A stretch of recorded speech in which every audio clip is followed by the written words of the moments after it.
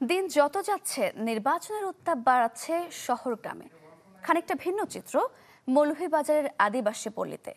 এখানকার ক্ষুদ্র নৃগোষ্ঠীর মানুষের কাছে ভোট মানেই মিথ্যা আশ্বাসে সাজানো প্রতিশ্রুতির ডালি। তাই এবার অধিকার নিশ্চিতের দাবি উঠেছে জোরে সোরে।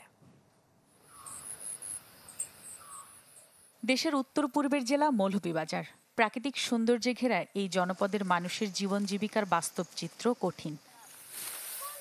রোদ কিংবা বৃষ্টি, ধান কাটলে দিনে ৩০০ টাকা, আর লেবু বাগানে কাজ করলে মিলবে ২০০ টাকা। এমন সংগ্রামে কাটছে শ্রীমঙ্গলের সাঁওতাল পল্লীর সুমি সাঁওতাল, মিতালি সাঁওতালের মতো শত শত নারীর জীবন।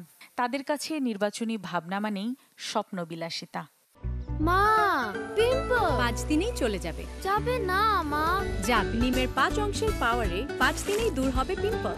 হিমালয়া পিউরিফাইং নিম ফেস ওয়াশ। ওটার সময় তখন তারা বলতে যে আমরা যে রাস্তাঘাট আপনাদের রাস্তাঘাট ঠিক করে দেবো, কোনো চিন্তা করবে না। কিন্তু এই পর্যন্ত আমাদের কোনো রাস্তাঘাট কোনো অসুবিধা করে দিইনি। খাওয়ানি তো জোগাড় করতে লাগে, পরিবার তো সবাই কেউ পারে কেউ নাও পারে, তাই আমাদের এই কাজ করে আমাদের পেট চলে। ত্রিপুরার সাঁওতাল, খাসি, মণিপুরী, মুন্ডা সহ ২৯টি নৃগোষ্ঠীর লাখো মানুষের বসতি মৌলভীবাজার জেলার পাহাড় ও সমতলে। অভিযোগ, ভোট এলেই দুঃখ কষ্ট লাঘবের আশ্বাস দেন প্রার্থীরা। প্রতিশ্রুতি থেকে যায় কথার মাধুর্যের মধ্যেই সীমাবদ্ধ। ভোট দেবার সময় ওই হাতে পায় না অসুখ লইয়া যায়, ওই যে সময় মাছি কই আয়া দে রাস্তা করে দিম, রাস্তাঘাট ঠিক করে দিম, রাস্তা করে তোমরা সমস্যা লাগি গাড়িগুলা পায় নাই, কারণে আমরা এই রকম কই যদি ভোট দিয়ে গেলে আর কোনো কেউ আয় না। আর তাই রাজনৈতিক দলগুলোর ইশতেহারে আদিবাসীদের অধিকার নিশ্চিতে কাজ করার প্রতিশ্রুতির দাবি সংশ্লিষ্টদের। আদিবাসী জনগোষ্ঠী এবং চা জনগোষ্ঠীর যে ভোট, যেটা অনেক বড় প্রভাব ফেলে এই জাতীয়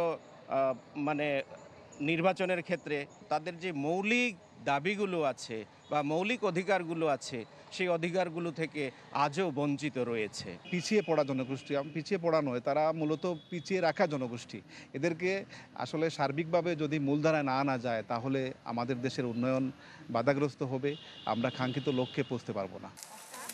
এবারের নির্বাচনে মৌলভীবাজার জেলার 4টি আসনে মোট ভোটার 15,61,215 জন। Desk report, channel 24।